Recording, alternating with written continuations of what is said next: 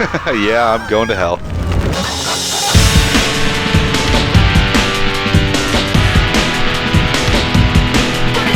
What up, motherfuckers? It's Rufus. So, if you grew up playing shitloads of video games like I did, chances are there was at least one game that your parents absolutely could not know that you owned.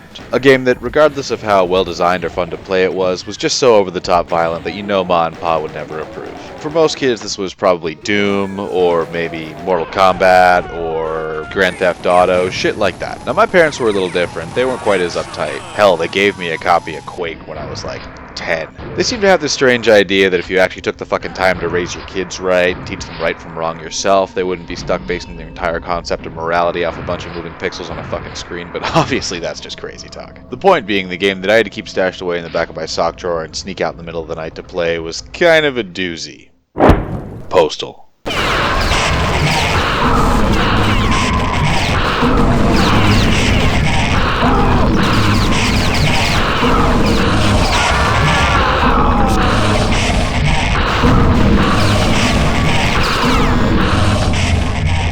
So, obviously not a children's game. Let's play, shall we?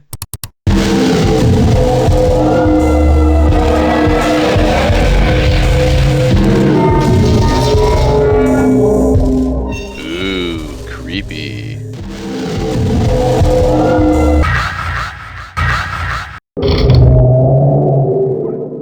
So the storyline of Postal is so simple it's basically non-existent. It's set in the present day, and you play a nameless, generic white guy in a trench coat referred to as simply the Postal Dude. Obviously the same type of creative genius that brought us Doom Guy. So one day you wake up, your life's gone to hell, you're being evicted from your house, and you go absolutely fucking psycho. Believing that the entire world has gone mad, and everyone else is pure evil except you do what any reasonable person would do in this situation and decide to kill goddamn everybody. For some reason, law enforcement has a problem with you killing goddamn everybody and tries to kill you.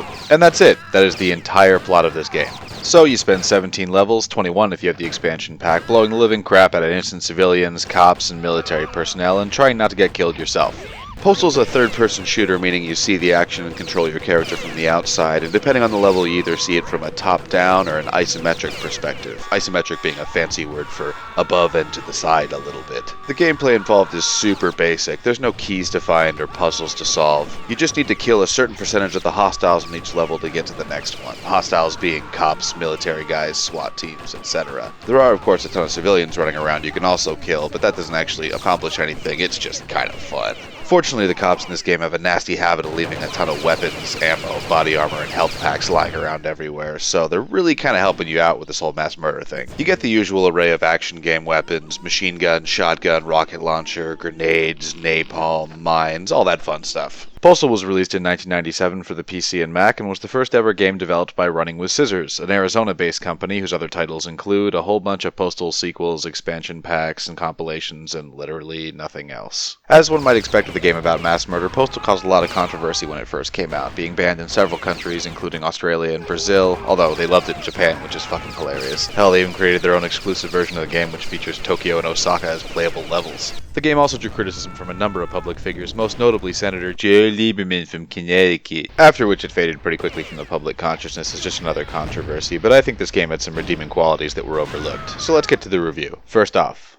the thing I like the most about this game is that it's funny. And I know what you're thinking. Mass shootings aren't funny. And you'd be right. It's totally stupid and tragic when some asshole decides to take out his anger about his tiny penis on a bunch of innocent people. That is super lame and not funny at all. This game, on the other hand, is funny. But not in the same way as its better-known sequel. Postal 2's humor relied primarily on slapstick, potty humor, unrealistic excessive gore, overblown stereotypes, and Gary Coleman.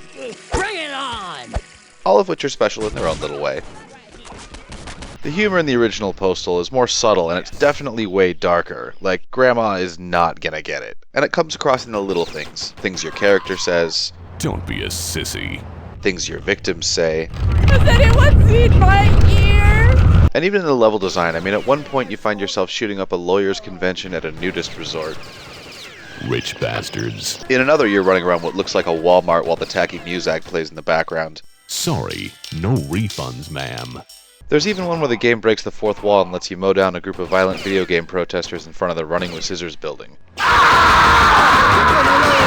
And in the game's most memorable scene, you find yourself standing there on the street corner, Molotov cocktail in hand, when out of the blue a full marching band goes walking by. And who doesn't think that's funny, Grandma? I've always believed in the idea that there's nothing so terrible in this world that you can't have a good laugh at it now and then, and I'm honestly impressed that Running with Scissors dared to take a subject as serious as mass shootings and be tongue-in-cheek about it. And do it well, to boot. But I'm honestly not surprised that lots of people didn't get the joke, like including the makers of Hatred, a newer game supposedly based on Postal, but which takes itself completely seriously, right down to the gothy main character with the stupid Batman voice. My whole life is just cold, bitter hatred. Ooh, edgy. They definitely didn't get the memo about having a sense of humor. Which brings me to my next point. I did say dark humor, right? Well, this game is dark, which is also in stark contrast to its sequel, which made mass murder feel like a Wayans Brothers movie. This first becomes obvious when you see the game's menus, loading screens, and even the end credits, which are full of disturbing sounds and imagery. But speaking of sound, the biggest thing for me that hammers this home in the game is that there is no music, which is a smart move. I mean, the whole game would feel so much goofier if it was accompanied by 1997 video game music. Instead, while you're playing, all you have to listen to is the sounds of your own murder and destruction. Until you finish a level and you find yourself walking through the empty, blood-soaked streets with only the eerie sound of birds chirping in the background. Or just creepy ambient noise. Which lasts just long enough to make you feel a little unsettled until... creepy loading screen. It all comes together very well to make a dark experience, and if you play this for more than a couple hours alone at night by yourself, you do start to feel a little crazy. And no, not crazy enough to go shoot up a mall. There's no statistical correlation between playing violent video games and doing violent things, Grandma. But it is interesting to note that most players start this game kind of shocked at the fact that you can kill civilians, but by the end you're just mowing them down like it ain't no thing. And this all culminates in the game's ending, which I won't reveal here because of spoilers, but just know that, like the rest of the game, it's dark, it's funny, and it screws with your head. Another thing I thought was great about this game is the backgrounds, which seems like an oddly specific thing to compliment. But unlike many other isometric third-person games at the time like Diablo, the background doesn't just consist of a bunch of repeating tiles in different configurations. In Postal, each level is one giant hand-drawn picture that you're playing inside of, meaning you never pass the same car or the same house twice. Each one is unique. Now, I'm not saying Running with Scissors background guy at the time should win any artistic awards or anything, but it's a cool idea you don't see very often. And lastly, but most importantly, the game is fun to play. There's a little bit of tactics involved as far as picking what weapon to use and choosing which direction to approach your enemies from, but for the most part, it's a classic fun run-and-gun shooter. It harkens back to the days of Robotron 2084. There's enemies approaching you from all sides, and you just have to kill them and not die. It's a good time.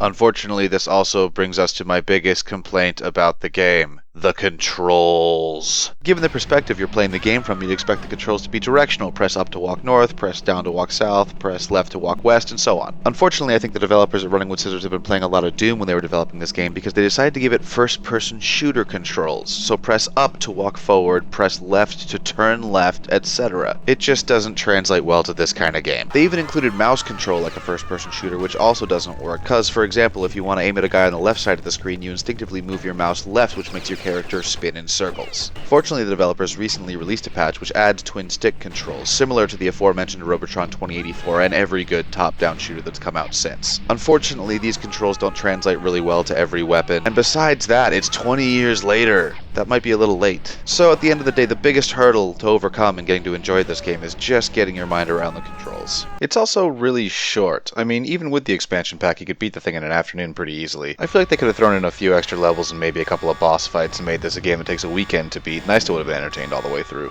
My only other major complaint with this title is going to be the graphics. Now, I know I just praised the hand-drawn backgrounds, which are unique if a little rough around the edges. So really what I'm talking about here is the character models. They're really low-res, super pixelated, and lack any kind of detail. And I know it was 1997, but don't forget 1997 was the year that brought us Quake 2, Final Fantasy VII, and GoldenEye. Could have gone with just a little more action on the character models, I think. So, final rating, 7 dead flautists out of 10.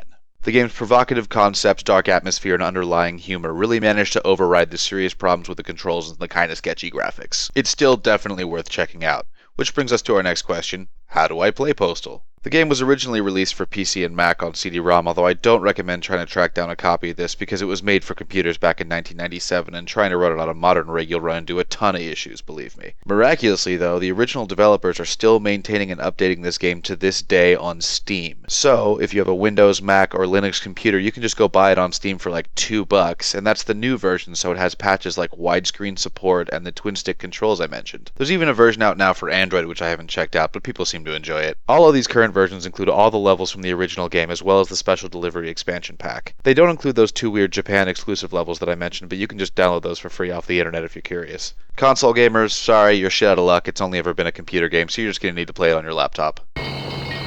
Ostriches?